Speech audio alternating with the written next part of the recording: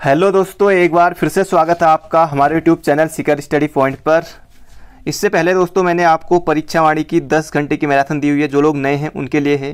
Description में link है, आप डिस्क्रिप्शन में लिंक है, वहाँ से देख सकते हैं। बाकी प्ले लिस्ट भी बनी हुई है और वहाँ आजकल जो अध्याय 9 है वो चल रहा है, अध्याय 9 परीक्षा वाणी का।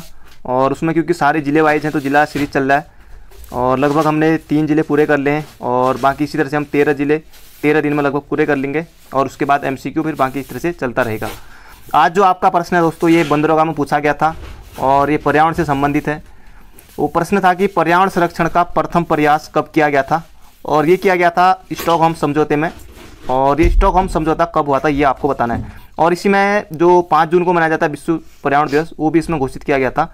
तो आपको बताना है कि जो स्टॉकहोम समझौता है ये कब हुआ था। तो ये आज आपका प्रश्न है, बंदरगाह में पूछा गया था ये प्रश्न। तो अब बात कर लेते हैं कल के प्रश्न की। स्टॉकहोम समझौता के बारे में आज आपको बताना है।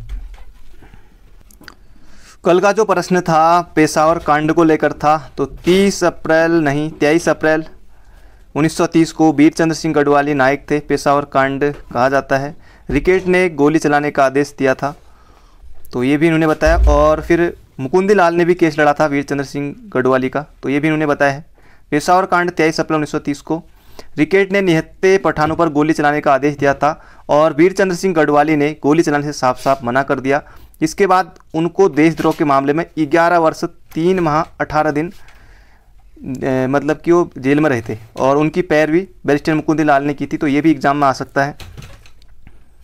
23 अप्रैल 1930 2/18 गढ़वाल राइफल से थे, तो ये भी लगभग सबने बताया है 2/18 और पैरवी ने बैरिस्टर मुकुंदी लाल।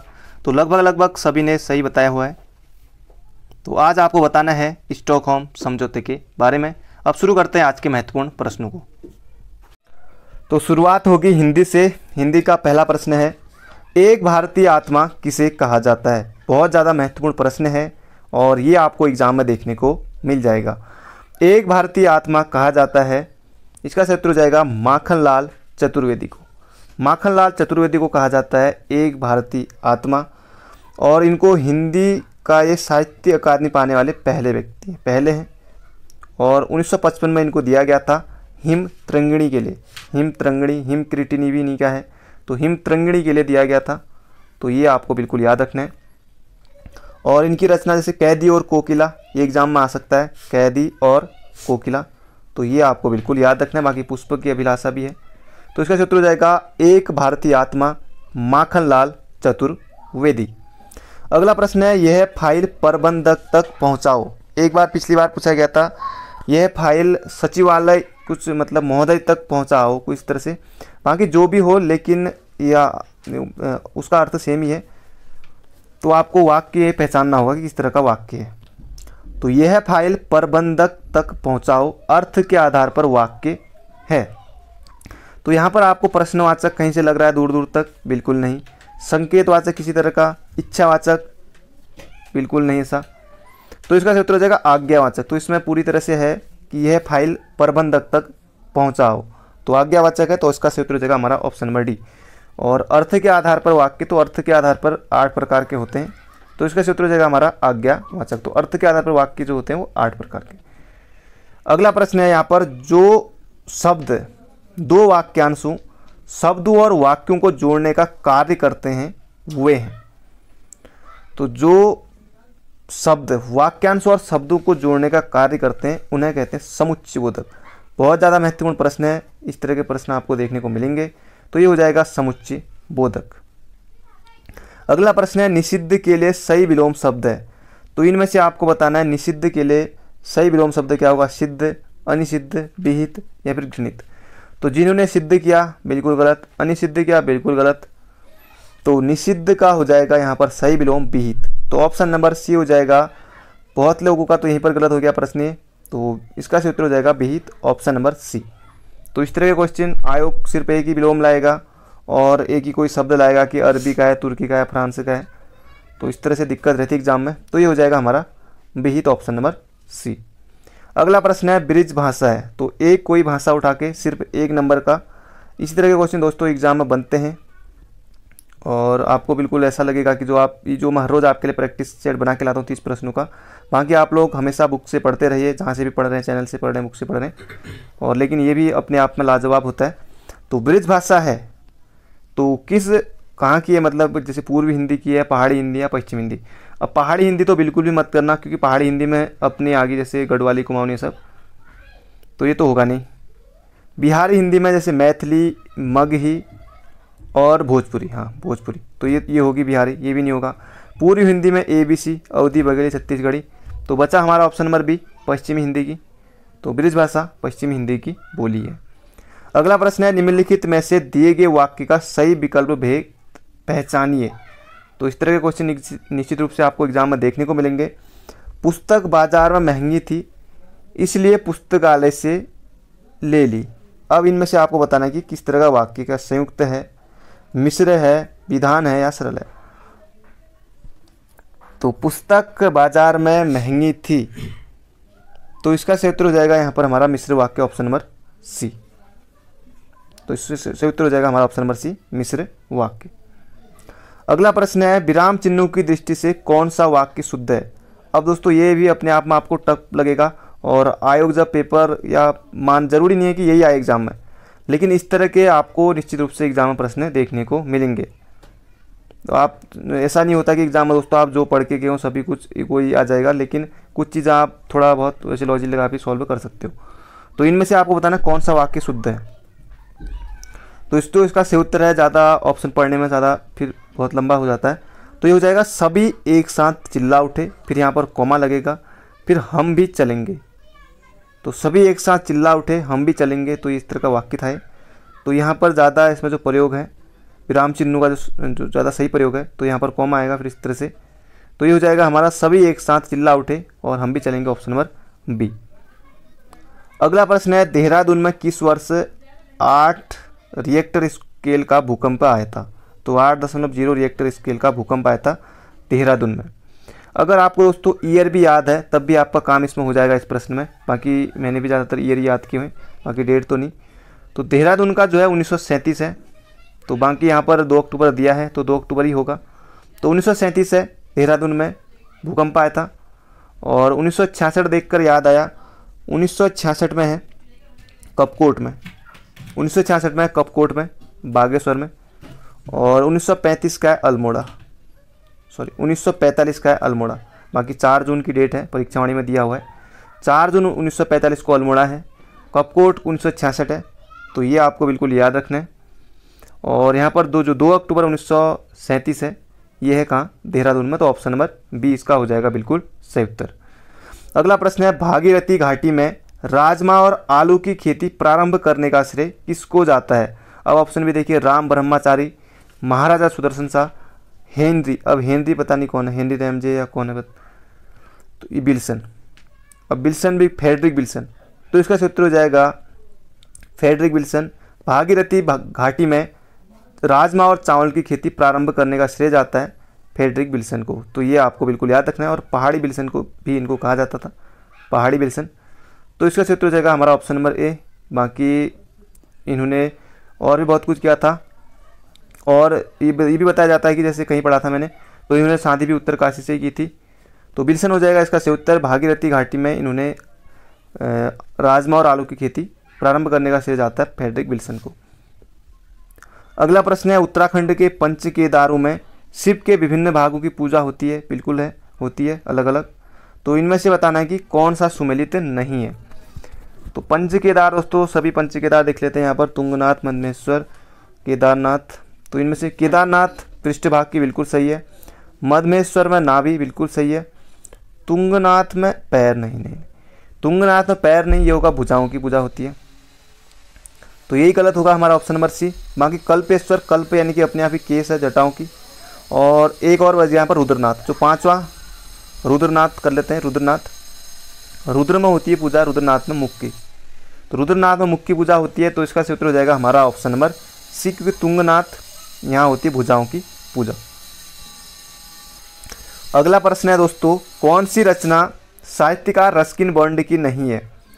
तो रस्किन बॉन्ड दोस्तों, इनसे अगर आप माना कोई SSC का एग्ज़ाम देने जा रहे हैं, रेलवे का दे रहे हैं, या कहीं भी और जगह एग्ज़ाम दे रहे हैं, तो निश्चित रूप से इनकी बुक आती है। और उत्तराखंड में भी आती है, मसूरी में रहते हैं, हिमाचल में इनका जन्म हुआ था। और 1992 में इनको साहित्य अकादमी मिला था। तो इनमें से बताना है साहित्यकार रस्किन बॉन्ड की कौन सी रचना नहीं है।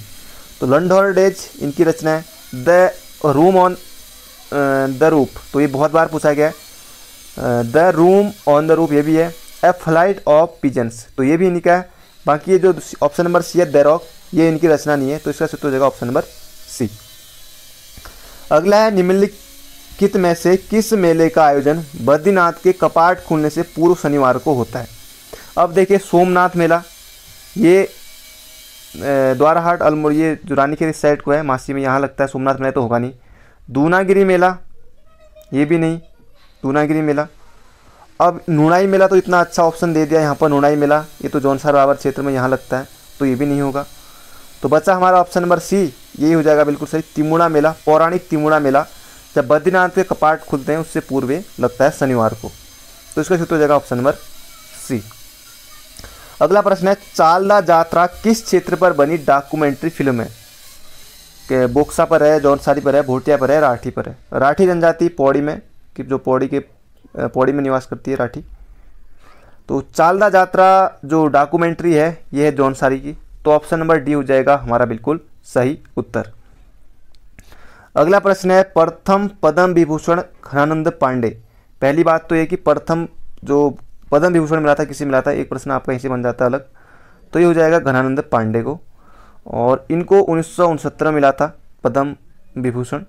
तो इनका संबंध बताना कि किस क्षेत्र से, क्या राजनीतिज्ञ थे, गणित में थे, या समाज सेवा या विज्ञान। तो इसका सूत्र हो जाएगा ऑप्शन नंबर सी विज्ञान। प्रथम पद्म विभूषण घनानंद पांडे को 1969 में पद्म विभूषण मिला था और विज्ञान से इनका संबंध है, तो ऑप्शन नंबर सी हो जाएगा इसका बिल्कुल सही उत्तर। अगला प्रश्न है किस लेख से पुष्टि होती है कि कुड़िंद लोग मौर्यों के अधीन थे, या मौर्यों के अधीन थे, यह आपको बताना है। गोपेश्वर लेख, लाखामंडल या बाड़ाहाट जो उत्तरकाशी, या कालसी। तो कुड़िंद लोग मौर्यों के अधीन थे, तो मौर्य में जैसे आपको सीधे सीधे उत्तर याद रखना है कालसी से, ये आपको बिल्कुल याद रखना है। और जैसे जो अशोककालीन शिलालेख हैं कालसी से, वो 257 ईस्वी पूर्व के हैं। और इसमें जो इसकी खोज की थी वो मिस्टर फॉरेस्ट ने, तो ये 1860 के आसपास, 1860 में। तो इसका सूत्र हो जाएगा हमारा ऑप्शन नंबर, जेम्स प्रिंसम ने तो उसको पढ़ा था, तो ये हो जाएगा कालसी। अगला है उत्तराखंड सरकार ने केदारनाथ आपदा के पश्चात नदी तटों पर निर्माण कार्य पर कब रोक लगाई। तो ये भी प्रश्न आ सकता है, परीक्षा वाणी में आसानी से मिल जाएगा। उत्तराखंड सरकार ने केदारनाथ आपदा के पश्चात नदी तटों पर जो निर्माण कार्य पर रोक लगाई, वो लगाई थी 1 जुलाई 2013 को। तो 1 जुलाई 2013, तो ऑप्शन नंबर बी हो जाएगा इसका बिल्कुल सही उत्तर। और 200 मीटर तक के मतलब कि क्षेत्र में आप घर नहीं बना सकते नदी तटों पर, तो तब से रोक लगा दी गई थी। तो इसका उत्तर हो जाएगा ऑप्शन नंबर बी। अगला प्रश्न है भारतीय प्रायद्वीप की सबसे ऊंची चोटी है, ये आपको यहाँ पर बताना है। या फिर आए कि दक्षिण भारत की सबसे ऊंची चोटी कौन सी है, तो तब भी आपका इसका उत्तर वही रहना है। तो ये हो जाएगा हमारा अन्नाईमुडी, तो अन्नाईमुडी हो जाएगा इसका सही उत्तर ऑप्शन नंबर बी। प्रायद्वीपीय भारत की जो सबसे ऊंची चोटी है ये है अन्नाईमुडी, ऑप्शन नंबर बी। तो ये आपको बिल्कुल याद रखना है, और केरल में है, और ऊंचाई लगभग 26-95 मीटर है इसकी। अगला प्रश्न है एक तरफ क्रांति दी हुई एक तरफ संबंधित, ये आपको बताना है, और आसानी से आप बिल्कुल इसका सही उत्तर टिक कर लेंगे। तो सुमेलित नहीं है पूछा है। सुनहरी क्रांति,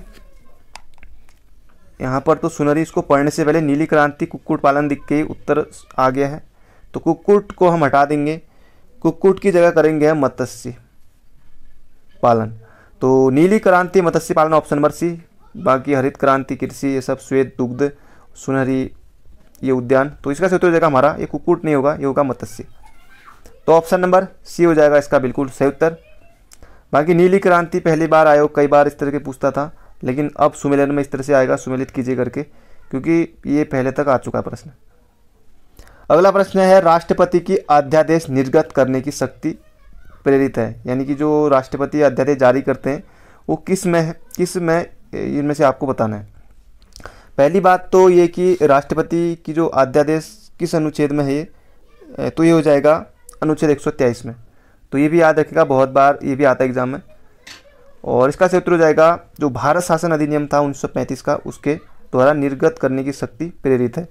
भारत शासन अधिनियम में राष्ट्रपति की अध्यादेश शक्ति का जो अध्यादेश जारी करने की शक्ति निर्गत है। अगला प्रश्न है, निम्नलिखित में से किसको अपने कर्तव्यों के पालन में भारत के राज्य क्षेत्र में सभी न्यायालयों में सुनवाई का अधिकार है? तो महाधिवक्ता तो राज्य के लिए होता है, अतिरिक्त महाधिवक्ता नहीं। ये है महान्यायवादी। महान्यायवादी अनुच्छेद 76 में इनके बारे में बताया गया है, महान्यायवादी के बारे में। तो किसको अपने कर्तव्यों के पालन में भारत के राज्य क्षेत्र में सभी न्यायालयों में सुनवाई का अधिकार है? तो महान्यायवादी। तो ये आपको बिल्कुल याद रखना है। और अनुच्छेद 76 ये भी आपको बिल्कुल याद रखना है, ये भी एग्जाम में आता है। अगला प्रश्न है, ये सिक्कों से भी आयोग पहले तक अगर आप पेपर देखेंगे, जैसे चांदी का सिक्का, रूप का, ये सब बहुत बार पहले तक पूछा जाता था। तो अब यहाँ पर भी सिक्कों से संबंधित प्रश्न है।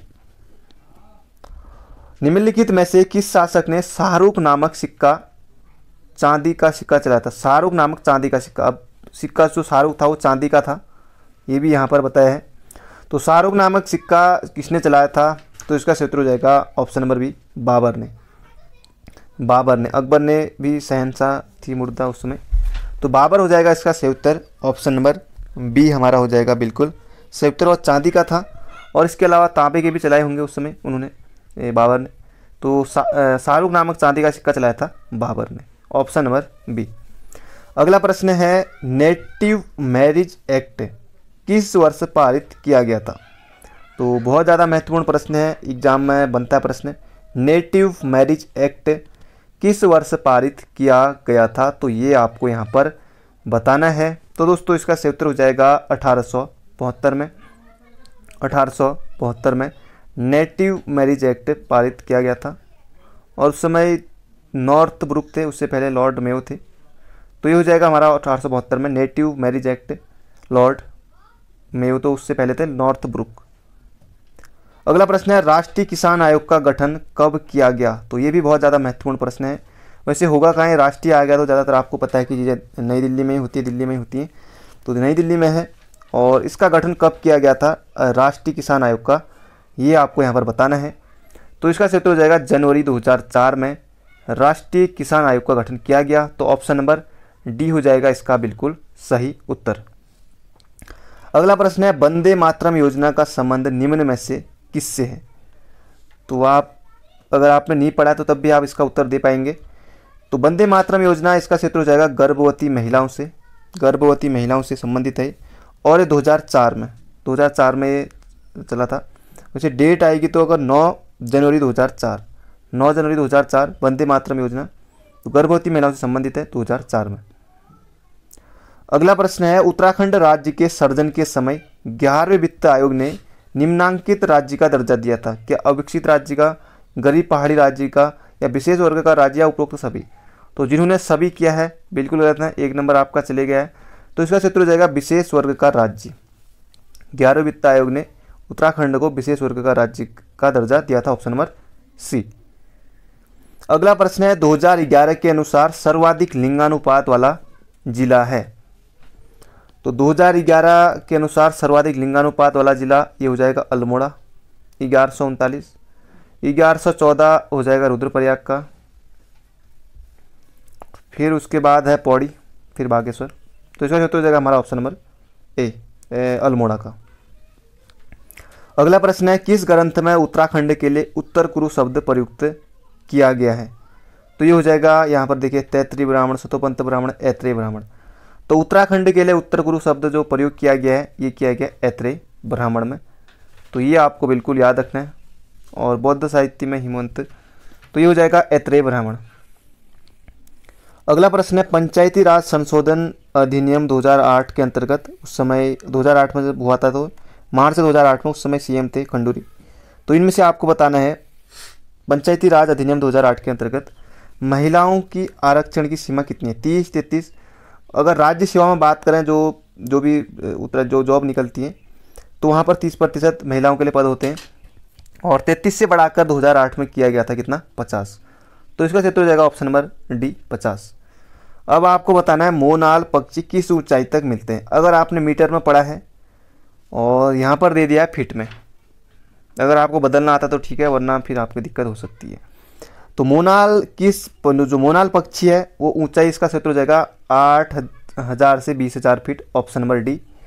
और मोनाल का जो वैज्ञानिक नाम है वो है लोफोफोरस इम्पीजेनस, लोफोफोरस इम्पीजेनस। तो वैज्ञानिक नाम भी कई बार आता है एग्जाम में, लोफोफोरस इम्पीजेनस। और इस तरह से भी आ जाएगा कि हमारे राज्य पक्षी का वैज्ञानिक नाम है, तो राज्य पक्षी का नाम नहीं देगा, सीधे सीधे इस तरह से बनेगा। तो लोफोफोरस इम्पीजेनस। और मीटर में बात करें तो 2500 से लेकर 5000 मीटर की ऊंचाई तक, ये भी आपको बुक में मिल जाएगा। तो इसका क्षेत्र हो जाएगा ऑप्शन नंबर डी। तो दोस्तों ये थे आज का हमारे 30 महत्वपूर्ण प्रश्न। बाकी मिलते हैं बहुत जल्दी। Thank you friend, thank you so much. तैयारी करते रहिए।